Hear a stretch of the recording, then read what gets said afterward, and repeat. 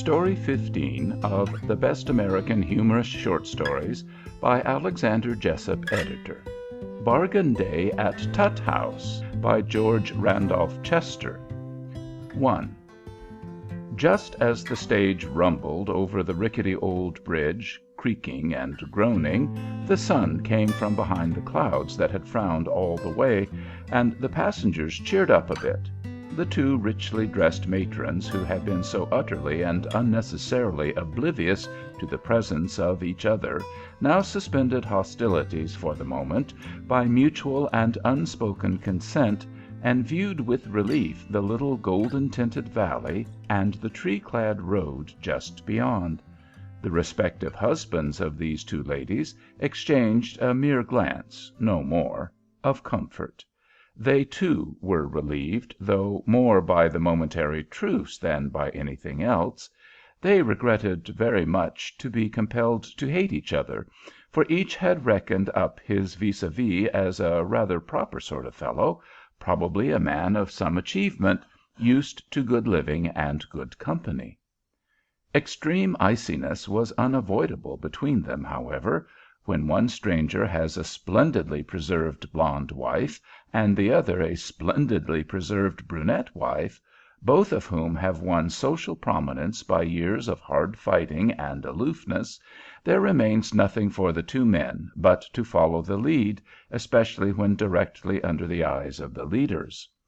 The son of the blonde matron smiled cheerfully as the welcome light flooded the coach.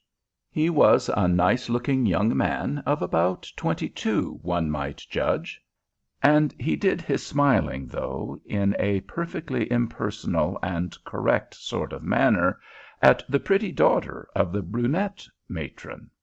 The pretty daughter also smiled, but her smile was demurely directed at the trees outside, clad as they were in all the flaming glory of their autumn tints, glistening with the recent rain and dripping with gems that sparkled and flashed in the noonday sun as they fell. It is marvelous how much one can see out of the corner of the eye while seeming to view mere scenery. The driver looked down as he drove safely off the bridge, and shook his head at the swirl of water that rushed and eddied, dark and muddy, close up under the rotten planking. Then he cracked his whip, and the horses sturdily attacked the little hill. Thick overhanging trees on either side now dimmed the light again, and the two plump matrons once more glared past the opposite shoulders, profoundly unaware of each other. The husbands took on the politely surly look required of them. The blonde son's eyes still sought the brunette daughter, but it was furtively done, and quite unsuccessfully, for the daughter was now doing a little glaring on her own account. The blonde matron had just swept her eyes across the daughter's skirt, estimating the fit and material of it with contempt, so artistically veiled that it could almost be understood in the dark. 2. The big bays swung to the brow of the hill with ease and dashed into a small circular clearing, where a quaint little two-story building, with a mossy watering trough out in front, nestled under the shade of majestic old trees that reared their brown and scarlet crowns proudly into the sky. A long, low porch ran across the front of the structure, and a complaining sign hung out announcing, in dim, weather-flecked letters on a cracked board, that this was the Tutt House. A gray-headed man, in brown overalls and faded blue jumper, stood on the porch and shook his fist at the stage as it whirled by. "What a delightfully old-fashioned inn!" exclaimed the pretty daughter. "How I should like to stop there overnight." "You would probably wish yourself away before morning, Evelyn," replied her mother indifferently. "No doubt it would be a mere siege of discomfort." The blonde matron turned to her husband. The pretty daughter had been looking at the picturesque inn between the heads of this lady and her son. "Edward, please pull down the shade behind me," she directed. "There is quite a draught from that broken window." The pretty daughter bit her lip. The brunette matron continued to stare at the shade in the exact spot upon which her gaze had been before directed, and she never quivered an eyelash. The young man seemed very uncomfortable, and he tried to look his apologies to the pretty daughter, but she could not see him now, not even if her eyes had been all corners. They were bowling along through another avenue of trees when the driver suddenly shouted, "Whoa, there!" The horses were brought up with a jerk that was well nigh fatal to the assortment of dignity inside the coach. A loud roaring could be heard, both ahead and in the rear, a sharp splitting like a fusillade of pistol shots, then a creaking and tearing of timbers. The driver bent suddenly forward. "Get up!" he cried, and the horses sprang forward with a lurch. He swung them around a sharp bend with a skillful hand, and poised his weight above the brake as they plunged at terrific speed down a steep grade. The roaring was louder than ever now, and it became deafening as they suddenly emerged from the thick underbrush at the bottom of the declivity. "Caught, by gravy!" ejaculated the driver, and for the second time he brought the coach to an abrupt stop. "Do see what is the matter, Ralph," said the blonde matron impatiently. Thus commanded, the young man swung out and asked the driver about it. "Paintsville Dam's busted," he was informed. "I've been a-looking for it this many a year, and this here freshet done it. You see the holler there? Well, they's 10 foot of water in it, and it had ought to be stone dry. The bridge is tore out behind us, and we're stuck here till that water runs out. We can't get away till to-morry, anyways." He pointed out the peculiar topography of the place, and Ralph got back in the coach. "We're practically on a flood-made island," he exclaimed, with one eye on the pretty daughter, "and we shall have to stop overnight at that quaint, old-fashioned inn we passed a few moments ago." The pretty daughter's eyes twinkled, and he thought he caught a swift, direct gleam from under the long lashes, but he was not sure. "Dear me, how annoying!" said the blonde matron, but the brunette matron still stared, without the slightest trace of interest in anything else, at the infinitesimal spot she had selected on the affronting window-shade. The two men gave sighs of resignation and cast carefully concealed glances at each other, speculating on the possibility of a cigar and a glass, and maybe a good story or two, or possibly even a game of poker after the evening meal. Who could tell what might or might not happen? 3. When the stage drew up in front of the little hotel, it found Uncle Billy Tutt prepared for his revenge. In former days the stage had always stopped at the Tutt House for the noonday meal. Since the new railway was built through the adjoining county, however, the stage trip became a mere 12-mile cross-country transfer from one railroad to another, and the stage made a later trip, allowing the passengers plenty of time for dinner before they started. Day after day, as the coach flashed by with its money-laden passengers, Uncle Billy had hoped it would break down. But this was better, much better. The coach might be quickly mended, but not the flood. "I'm a-goin' to charge 'em till they squeal," he declared to the timidly protesting Aunt Margaret, "and then I'm going to charge 'em at least a mite more, drat them."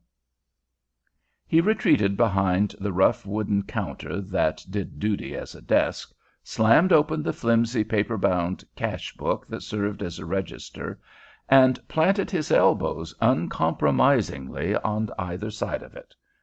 "Let 'em bring in their own traps," he commented, and Aunt Margaret fled, ashamed and conscience-smitten, to the kitchen. It seemed awful. The first one out of the coach was the husband of the brunette matron, and, proceeding under instructions, he waited neither for luggage nor womenfolk, but hurried straight into the Tutt House. The other man would have been neck and neck with him in the race if it had not been that he paused to seize two suit-cases and had the misfortune to drop one, which burst open and scattered a choice assortment of lingerie from one end of the dingy coach to the other. In the confusion of rescuing the fluffery, the owner of the suit-case had to sacrifice her hauteur and help her husband and son block up the aisle, while the other matron had the ineffable satisfaction of being kept waiting, at last being enabled to say, sweetly and with the most polite consideration, "Will you kindly allow me to pass?" The blonde matron raised up and swept her skirts back perfectly flat. She was pale, but collected. Her husband was pink, but collected. Her son was crimson, and uncollected. The brunette daughter could not have found an eye anywhere in his countenance as she rustled out after her mother. "I do hope that Belmont has been able to secure choice quarters," the triumphing matron remarked, as her daughter joined her on the ground. "This place looked so very small that there can scarcely be more than one comfortable suite in it." It was a vital thrust. Only a splendidly cultivated self-control prevented the blonde matron from retaliating upon the unfortunate who had muddled things. Even so, her eyes spoke whole shelves of volumes. The man who first reached the register wrote in a straight black scrawl, "J. Belmont von Kamp, wife and daughter."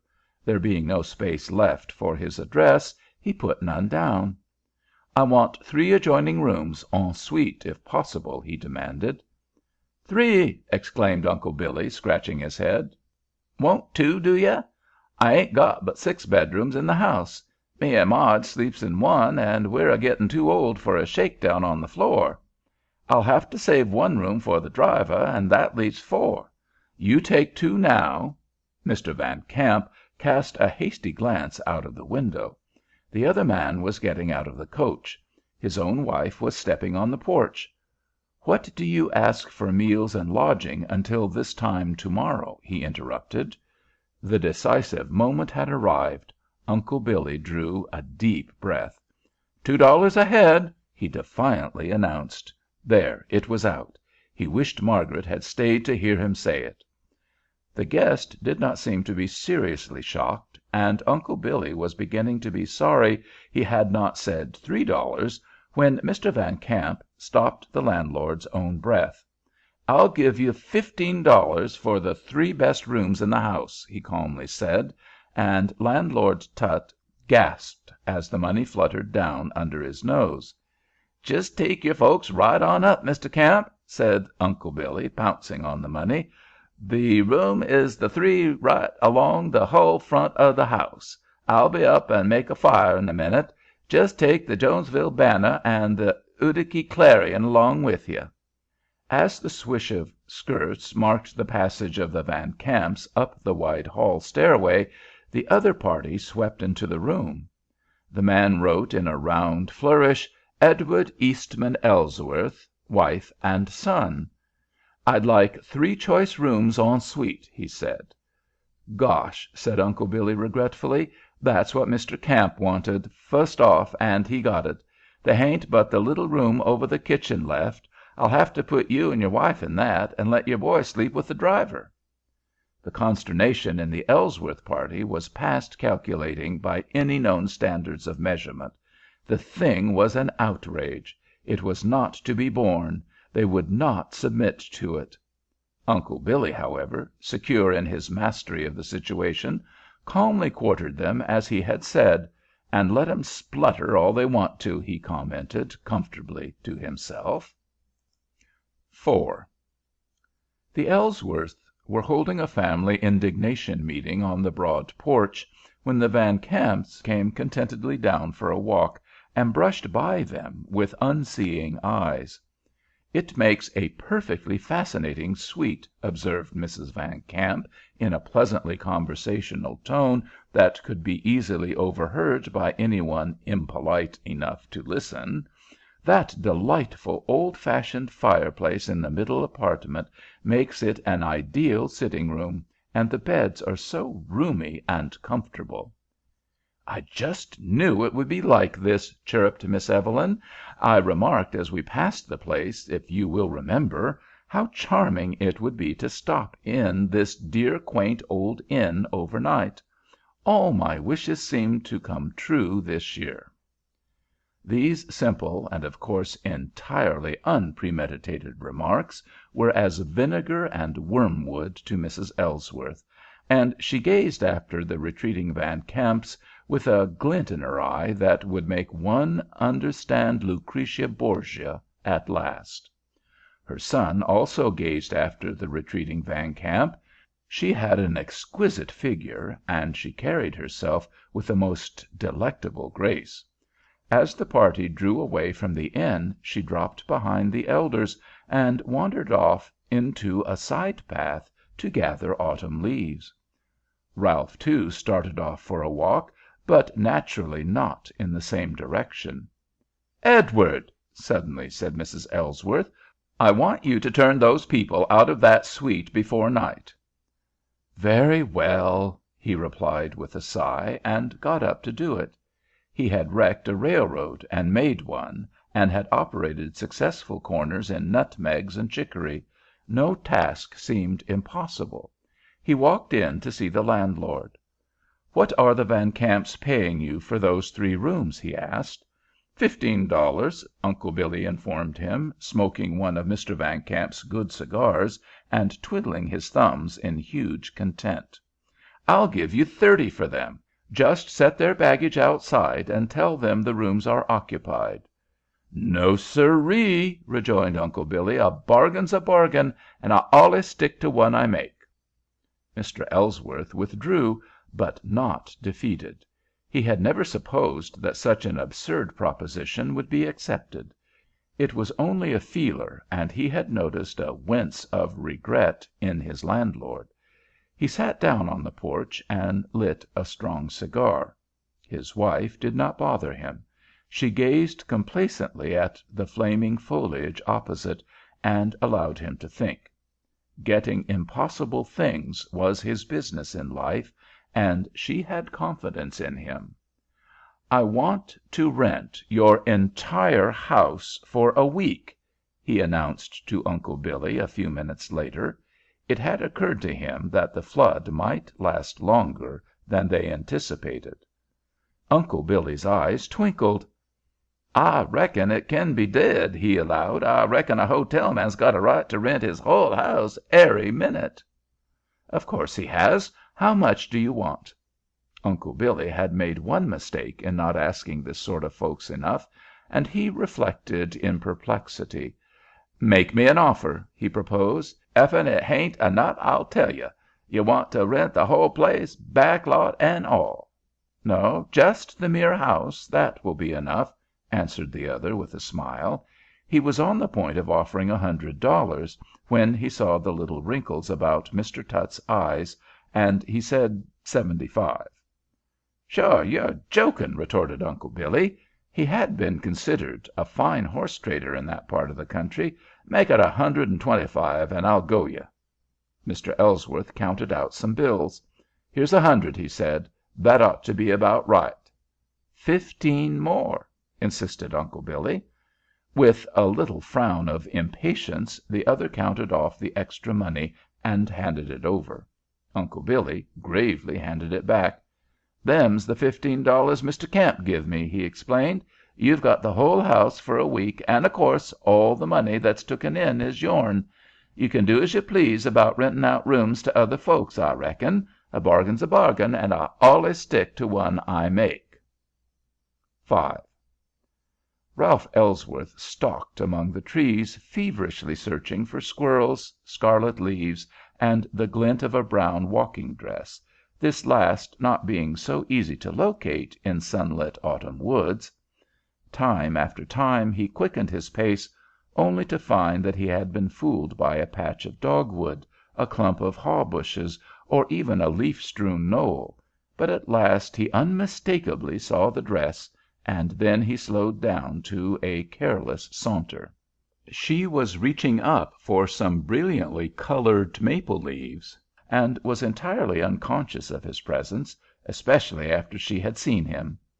Her pose showed her pretty figure to advantage, but of course she did not know that. How should she? Ralph admired the picture very much. The hat, the hair, the gown, the dainty shoes, even the narrow strip of silken hose that was revealed as she stood a tiptoe, were all of a deep, rich brown that proved an exquisite foil for the pink and cream of her cheeks. He remembered that her eyes were almost the same shade, and wondered how it was that womenfolk happened on combinations in dress that so well set off their natural charms. The fool! He was about 3 trees away now, and a panic akin to that which hunters describe as buck ague seized him.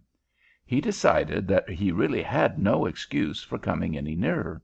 It would not do, either, to be seen staring at her if she should happen to turn her head, so he veered off, intending to regain the road.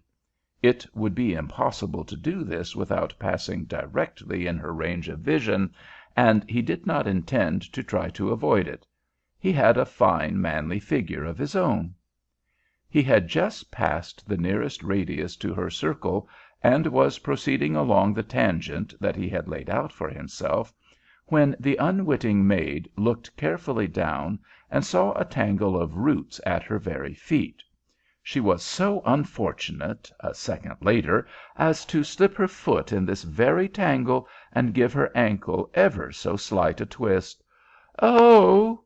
cried Miss Van Kamp, and Ralph Ellsworth flew to the rescue.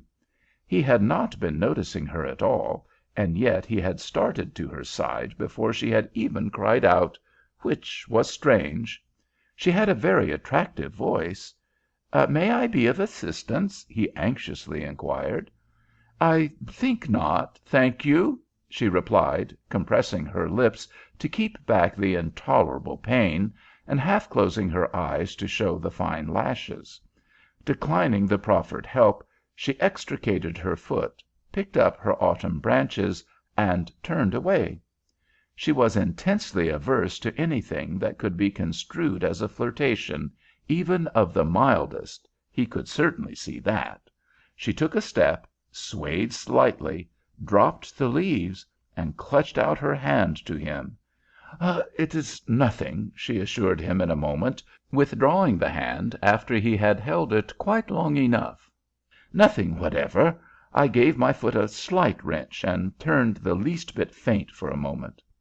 "You must permit me to walk back at least to the road with you," he insisted, gathering up her armload of branches.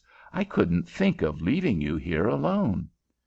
As he stooped to raise the gay woodland treasures he smiled to himself ever so slightly. This was not his first season out, either.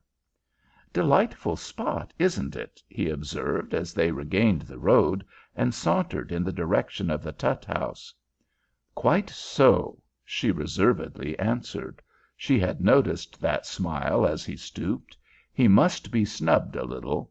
It would be so good for him.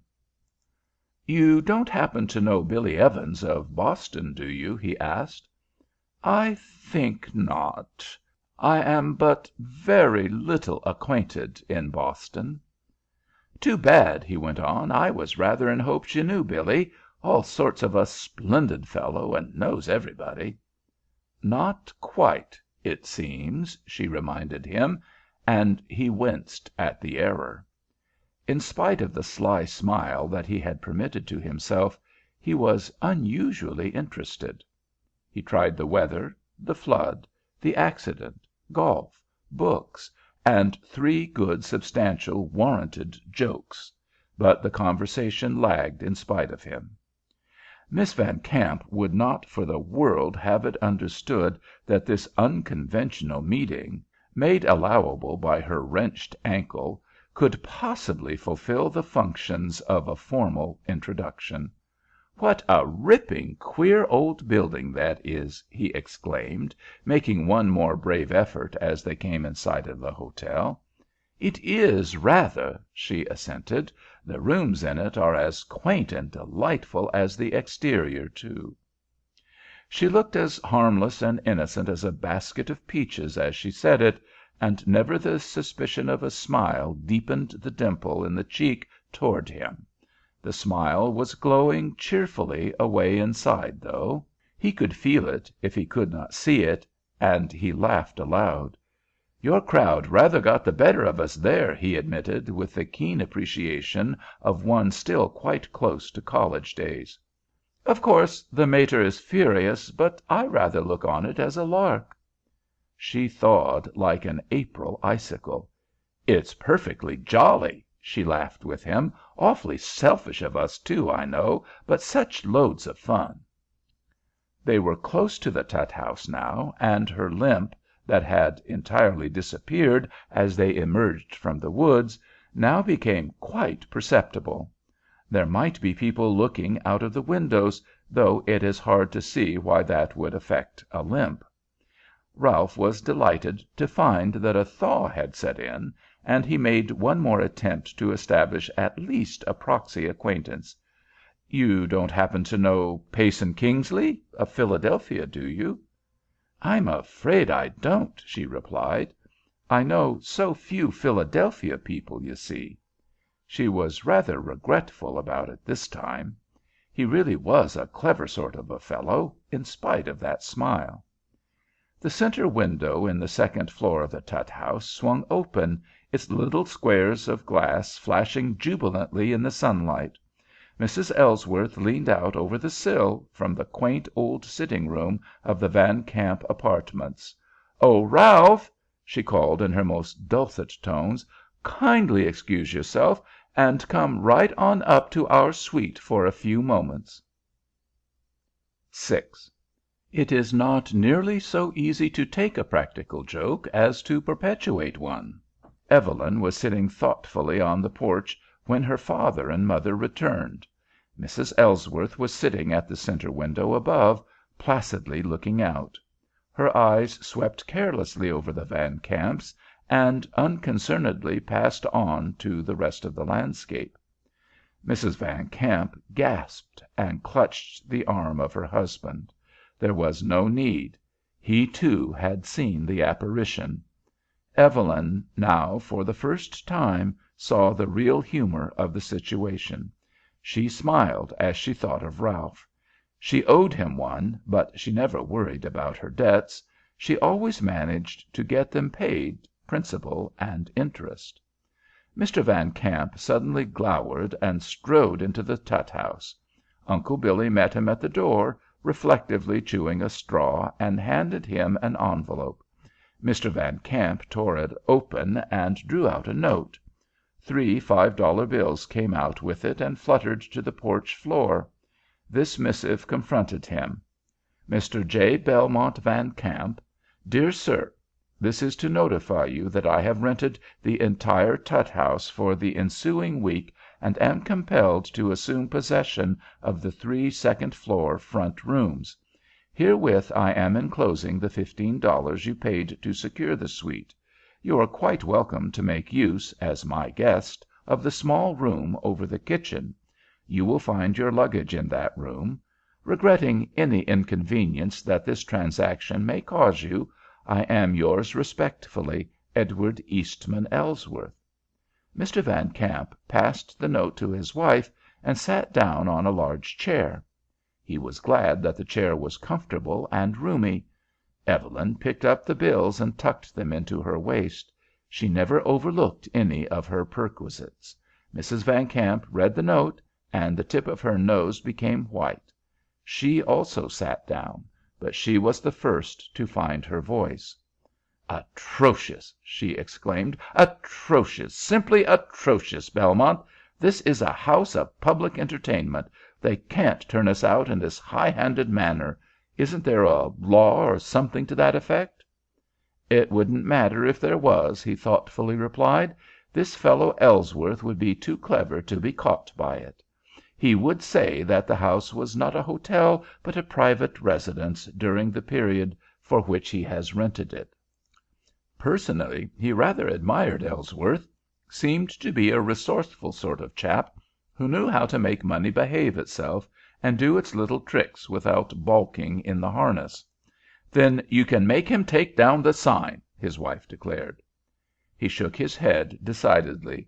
"It wouldn't do, Belle," he replied. "It would be spite, not retaliation, and not at all sportsmanlike. The course you suggest would belittle us more than it would annoy them. There must be some other way." He went in to talk with Uncle Billy. "I want to buy this place," he stated. "Is it for sale?" "It sartin is," replied Uncle Billy. He did not merely twinkle this time, he grinned. "How much?" "$3,000." Mr. Tutt was used to charging by this time, and he betrayed no hesitation. "I'll write you out a check at once." And Mr. Van Kamp reached in his pocket with the reflection that the spot, after all, was an ideal one for a quiet summer retreat.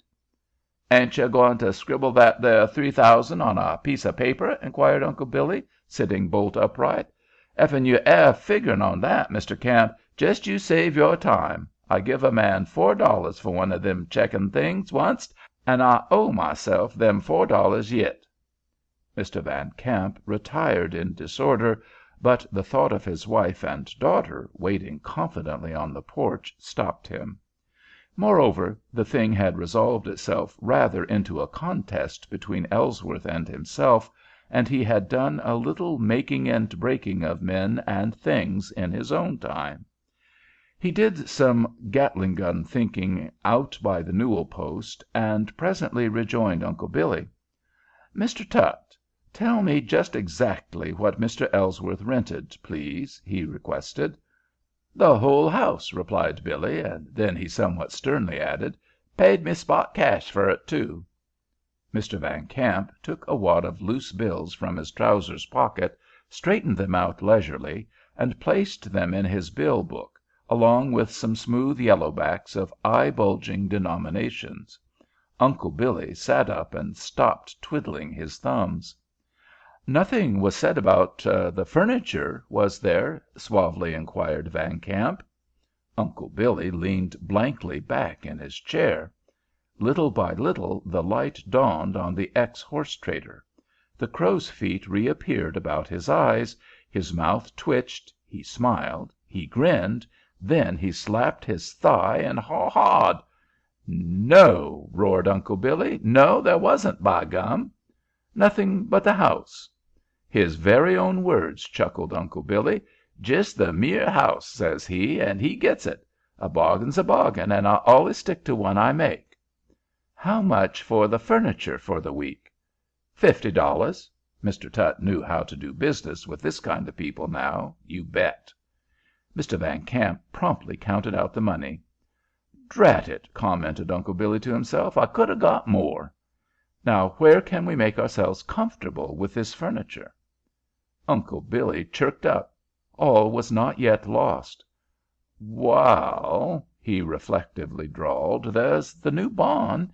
It ain't been used for nothing yit, senct I built it 2 years ago. I jist hadn't the heart to put the critters in it as long as the old one stood up."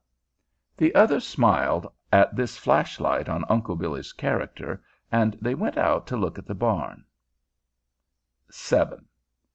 Uncle Billy came back from the Tutt House Annex, as Mr. Van Kamp dubbed the barn, with enough more money to make him love all the world until he got used to having it. Uncle Billy belongs to a large family. Mr. Van Kamp joined the women on the porch and explained the attractively novel situation to them. They were chatting gaily when the Ellsworths came down the stairs. Mr. Ellsworth paused for a moment to exchange a word with Uncle Billy. "Mr. Tutt," said he, laughing, "if we go for a bit of exercise, will you guarantee us the possession of our rooms when we come back?" "Yes, sirree," Uncle Billy assured him. "They shan't nobody take them rooms away from you for money, marbles, nor chalk. A bargain's a bargain, and I allus stick to one I make. And he virtuously took a chew of tobacco while he inspected the afternoon sky with a clear conscience. "I want to get some of those splendid autumn leaves to decorate our cozy apartments," Mrs. Ellsworth told her husband, as they passed in hearing of the Van Kamps. "Do you know those old-time rag rugs are the most oddly decorative effects that I have ever seen? They are so rich in color and so exquisitely blended." There were reasons why this poisoned arrow failed to rankle, but the Van Kamps did not trouble to explain. They were waiting for Ralph to come out and join his parents. Ralph, it seemed, however, had decided not to take a walk. He had already fatigued himself, he had explained, and his mother had favored him with a significant look. She could readily believe him, she had assured him, and had then left him in scorn. The Van Kamps went out to consider the arrangement of the barn. Evelyn returned first, and came out on the porch to find a handkerchief. It was not there, but Ralph was. She was very much surprised to see him, and she intimated as much. "It's dreadfully damp in the woods," he explained.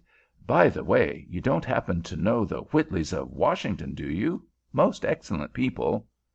"I'm quite sorry that I do not," she replied. "But you will have to excuse me. We shall be kept very busy with arranging our apartments." Ralph sprang to his feet with a ludicrous expression. "Not the second floor front suite!" he exclaimed. "Oh, no, not at all," she reassured him. He laughed lightly. "Honors are about even in that game," he said. "Evelyn," called her mother from the hall, "please come and take those front suite curtains down to the barn." "Pardon me while we take the next trick," remarked Evelyn with a laugh, quite as light and gleeful as his own, and disappeared into the hall. He followed her slowly, and was met at the door by her father. "You are the younger Mr. Ellsworth, I believe," politely said Mr. Van Kamp. "Ralph Ellsworth, yes, sir." "Here is a note for your father. It is unsealed. You are quite at liberty to read it." Mr. Van Kamp bowed himself away, and Ralph opened the note, which read: "Edward Eastman Ellsworth, Esquire. "Dear Sir, this is to notify you that I have rented the entire furniture of the Tutt House for the ensuing week, and am compelled to assume possession of that in the 3 second-floor front rooms, as well as all the balance not in actual use by Mr. and Mrs. Tutt and the driver of the stage. You are quite welcome, however, to make use of the furnishings in the small room over the kitchen. Your luggage you will find undisturbed. Regretting any inconvenience that this transaction may cause, I remain, yours respectfully, J. Belmont Van Kamp." Ralph scratched his head in amused perplexity. It devolved upon him to even up the affair a little before his mother came back. He must support the family reputation for resourcefulness, but it took quite a bit of scalp irritation before he aggravated the right idea into being. As soon as the idea came, he went in and made a hide-bound bargain with Uncle Billy. Then he went out into the hall and waited until Evelyn came down with a huge armload of window curtains. "Honors are still even," he remarked. "I have just bought all the edibles about the place, whether in the cellar, the house, or any of the surrounding structures, in the ground, above the ground, dead or alive, and a bargain's a bargain as between man and man." "Clever of you, I'm sure," commented Miss Van Kamp reflectively. Suddenly her lips parted with a smile that revealed a double row of most beautiful teeth. He meditatively watched the curve of her lips. "Isn't that rather a heavy load?" he suggested. "I'd be delighted to help you move the things, don't you know." "It is quite kind of you, and what the men would call game, I believe, under the circumstances," she answered. "But really it will not be necessary. We have hired Mr. Tutt and the driver to do the heavier part of the work, and the rest of it will be really a pleasant diversion." "No doubt," agreed Ralph, with an appreciative grin. "By the way, you don't happen to know Maud and Dorothy Partridge of Baltimore, do you?" Stunning pretty girls, both of them, and no end of swells. "I know so very few people in Baltimore," she murmured, and tripped on down to the barn. Ralph went out on the porch and smoked. There was nothing else that he could do. 8. It was growing dusk when the elder Ellsworths returned, almost hidden by great masses of autumn boughs. "You should have been with us, Ralph," enthusiastically said his mother. "I never saw such gorgeous tints in all my life. We have brought nearly the entire woods with us." "It was a good idea," said Ralph, "a stunning good idea. They may come in handy to sleep on." Mrs. Ellsworth turned cold. "What do you mean?" she gasped. "Ralph," sternly demanded his father, "you don't mean to tell us that you let the Van Kamps jockey us out of those rooms after all?" "Indeed, no," he airily responded. "Just come right on up and see." He led the way into the suite and struck a match. One solitary candle had been left upon the mantel shelf. Ralph thought that this had been overlooked, but his mother afterwards set him right about that. Mrs. Van Kamp had cleverly left it so that the Ellsworth could see how dreadfully bare the place was. One candle in 3 rooms is drearier than darkness anyhow. Mrs. Ellsworth took in all the desolation, the dismal expanse of the now enormous apartments, the shabby walls, the hideous bright spots where pictures had hung, the splintered flooring, the great gaunt windows, and she gave in. She had met with snub after snub and cut after cut in her social climb. She had had the cook quit in the middle of an important dinner. She had had every disconcerting thing possible happen to her. But this was the last bale of straw. She sat down on a suitcase in the middle of the biggest room and cried. Ralph, having waited for this, now told about the food transaction, and she hastily pushed the last coming tear back into her eye. "Good!" she cried. "They will be up here soon. They will be compelled to compromise, and they must not find me with red eyes." She cast a hasty glance around the room, then, in a sudden panic, seized the candle and explored the other 2. She went wildly out into the hall, back into the little room over the kitchen, downstairs, everywhere, and returned in consternation. "There's not a single mirror left in the house," she moaned. Ralph heartlessly grinned. He could appreciate that this was a characteristic woman trick, and wondered admiringly whether Evelyn or her mother had thought of it. However, this was a time for action. "I'll get you some water to bathe your eyes," he offered, and ran into the little room over the kitchen to get a pitcher. A cracked shaving mug was the only vessel that had been left, but he hurried down into the yard with it. This was no time for fastidiousness. He had barely creaked the pump handle when Mr. Van Kamp hurried up from the barn. "I beg your pardon, sir," said Mr. Van Kamp, "but this water belongs to us.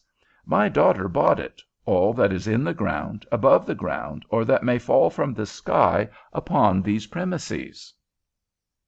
9. The mutual siege lasted until after 7 o'clock, but it was rather one-sided. The Van Kamps could drink all the water they liked. It made them no hungrier. If the Ellsworths ate anything, however, they grew thirstier, and, moreover, water was necessary if anything worth while was to be cooked. They knew all this, and resisted until Mrs. Ellsworth was tempted and fell. She ate a sandwich and choked. It was heart-breaking, but Ralph had to be sent down with a plate of sandwiches and an offer to trade them for water. Halfway between the pump and the house, he met Evelyn coming with a small pail of the precious fluid. They both stopped stock still. Then, seeing that it was too late to retreat, both laughed and advanced. "Who wins now?" bantered Ralph as they made the exchange. "It looks to me like a misdeal," she gaily replied, and was moving away when he called her back. You don't happen to know the Gately's of New York, do you?" he was quite anxious to know. "I am truly sorry, but I am acquainted with so few people in New York. We are from Chicago, you know." "Oh," said he blankly, and took the water up to the Ellsworth suite. Mrs. Ellsworth cheered up considerably when she heard that Ralph had been met halfway, but her eyes snapped when he confessed that it was Miss Van Kamp who had met him. "I hope you are not going to carry on a flirtation with that overdressed creature," she blazed. "Why, mother," exclaimed Ralph, shocked beyond measure, "what right have you to accuse either this young lady or myself of flirting?" "Flirting!" Mrs. Ellsworth suddenly attacked the fire with quite unnecessary energy. 10. Down at the barn, the wide threshing floor had been covered with gay rag rugs and strewn with tables, couches, and chairs in picturesque profusion. Roomy box stalls had been carpeted deep with clean straw, curtained off with gaudy bed quilts, and converted into cozy sleeping apartments.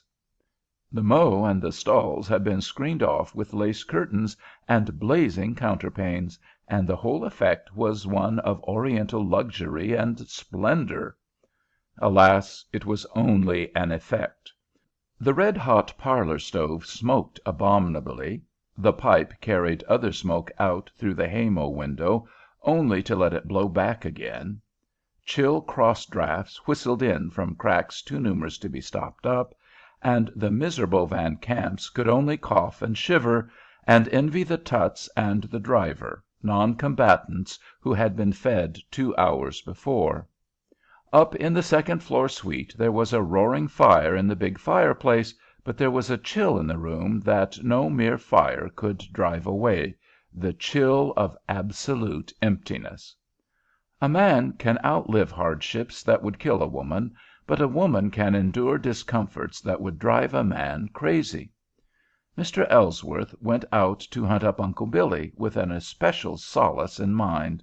The landlord was not in the house, but the yellow gleam of a lantern revealed his presence in the woodshed, and Mr. Ellsworth stepped in upon him just as he was pouring something yellow and clear into a tumbler from a big jug that he had just taken from under the flooring.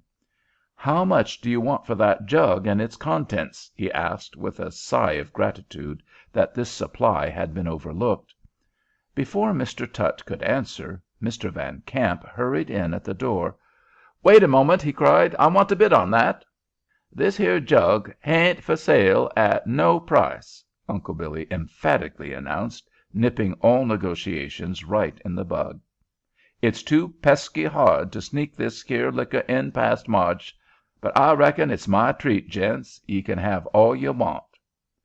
1 minute later Mr. Van Kamp and Mr. Ellsworth were seated, one on a sawbuck and the other on a nail keg, comfortably eyeing each other across the work-bench, and each was holding up a tumbler 1/3 filled with the golden yellow liquid. "Your health, sir," courteously proposed Mr. Ellsworth. "And to you, sir," gravely replied Mr. Van Kamp. 11. Ralph and Evelyn happened to meet at the pump, quite accidentally, after the former had made half a dozen 5-minute apart trips for a drink. It was Miss Van Kamp this time, who had been studying on the mutual acquaintance problem. "You don't happen to know the Tylers of Parkersburg, do you?" she asked. "The Tylers? I should say I do!" was the unexpected and enthusiastic reply. "Why, we are on our way now to Miss Georgiana Tyler's wedding to my friend Jimmy Carston. I'm to be best man." "How delightful!" she exclaimed. "We are on the way there, too. Georgiana was my dearest chum at school, and I am to be her best girl." "Let's go around on the porch and sit down," said Ralph. 12. Mr. Van Kamp, back in the woodshed, looked about him with an eye of content. "Rather cozy for a woodshed," he observed. "I wonder if we couldn't scare up a little session of dollar limit."